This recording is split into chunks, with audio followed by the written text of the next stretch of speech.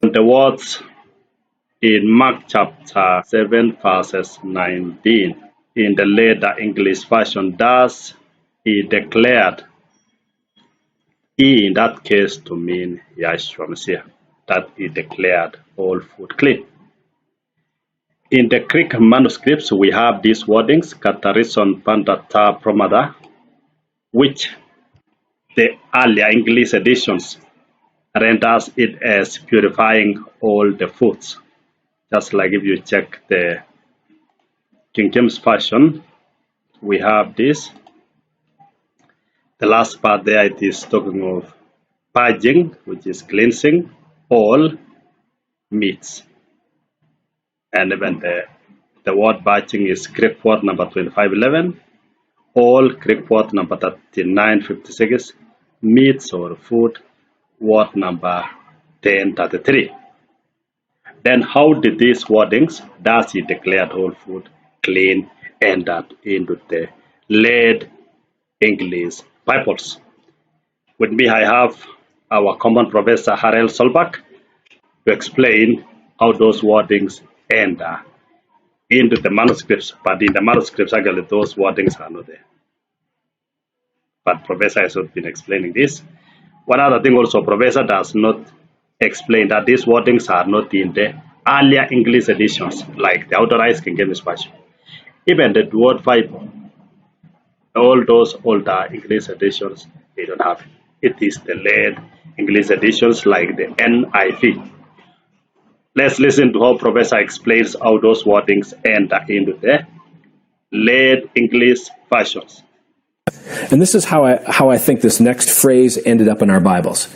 Right? So we know that at some point, decades after the actual confrontation between Jesus and the Pharisees, Mark decided to write his gospel. Right? And by the way, it's traditionally held that this gospel was written by John Mark. So it is traditionally believed, and it is accepted, that the writer of Mark is John Mark, who was a companion of Apostle Peter. When you read in 1 Peter chapter 5 verse 13, you find Peter referring to as Mark as my son. Salute you and taught Mark my son. So it is generally believed that the writer of this book of Mark is John Mark. So possibly he was being instructed by Peter to write, that I can say he was a secretary to Apostle Simon Peter. So that is what a professor is referring to, that it is generally believed, which is true.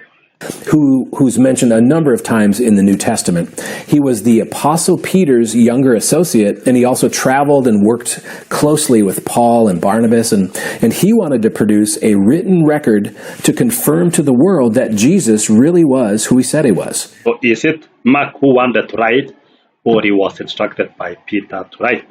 So I imagine the author sitting down. Now, there's no evidence of this. It's just my imagination. But okay, that is now is good. Professor is talking about it is his imagination. And remember, we are just trying to track how these wordings, does Yeshua declared all food clean? Because it is only in Mark chapter 7 verse 19 in the late Bible editions. How did it enter there? He sits down and begins to write it all out, right? He may have been taking notes from Peter, who was an eyewitness to all the things that Jesus taught. Okay, Professor admit that he may have been taking notes from who? From Peter. That should be the general belief. He was not writing alone, but it was under the instruction of Apostle Simon Peter. And when it comes to Yeshua's clash with the Pharisees over the washing of hands, Mark begins. Now, and there, Professor also knows the context of Mark chapter 7, when it comes to Yeshua's clashing with the Pharisees, or not, eating with unwashed hands. To write down what happened that day. And he's reflecting on this event decades later, and the things that Jesus had said that day. He wants to make sure that none of his readers miss the importance of the Lord's teaching. And he's writing under the inspiration of the Holy Spirit. So Professor there is claiming that Mark was writing all this with the instruction of what? Of the Holy Spirit. So there is excluding Peter. Professor knows Peter's behavior does not show that he believed that unclean animals had been cleansed. And he, or maybe Peter, if he was taking dictation, And it also when he, then he say, or he is instructed by Peter if he was taking dictations. sensed that his readers would have the same questions that the disciples did that day. So the question is, we have Yeshua, we have Peter, and then we have Mark. So Yeshua never mentioned anything that he cleans all the food. Peter also in his behavior later, he shows that he is not aware of unclean animal being cleansed. Then we are coming now to Mark. Was he inspired or he was instructed by Apostle Peter? Professor here is trying to say he was inspired. Because Jesus made a shocking declaration. So Mark adds a brief comment. And by the way, Yeshua never made a shocking revelation. In Mark chapter 7, verse 15, Yeshua simply explained to the Pharisees that what you eat with unclean hands does not defile you. And already the Israelites were told, if you eat this animal, they will defile you. So you cannot tell me that Israelites were being cheated through Moses. No.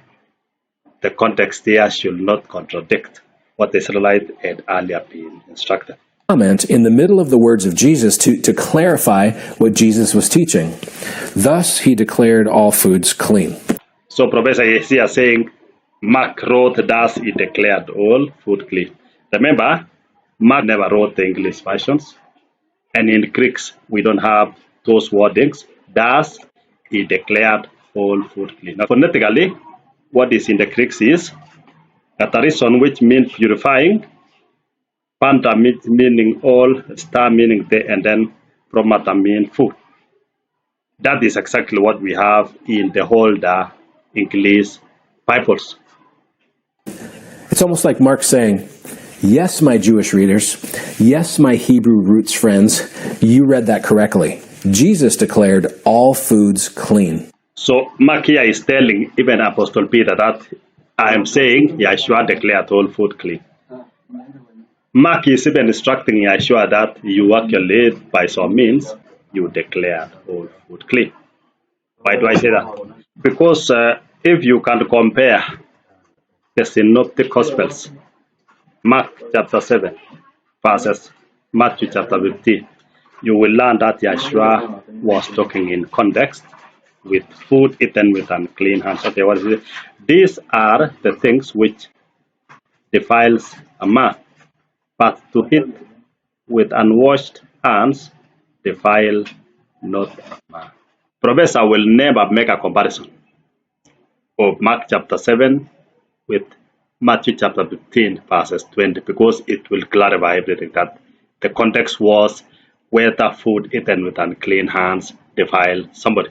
Professor also will try to push away Peter so that Mark now can talk as an inspired disciple. When you read in Acts chapter 10 verses 14, Peter is still saying, I am never eaten anything that is common or unclean.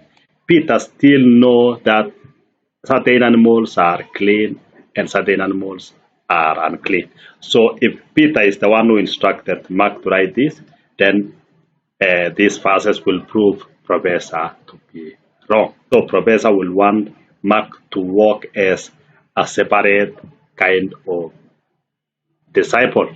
Professor also in another teaching rubbishes what the disciples wrote in Acts chapter 15 verses 20 and 29. Professor is saying these words are not binding, whereby the disciples are telling the Gentiles to abstain from certain meats, like even in verses 29. Thank you.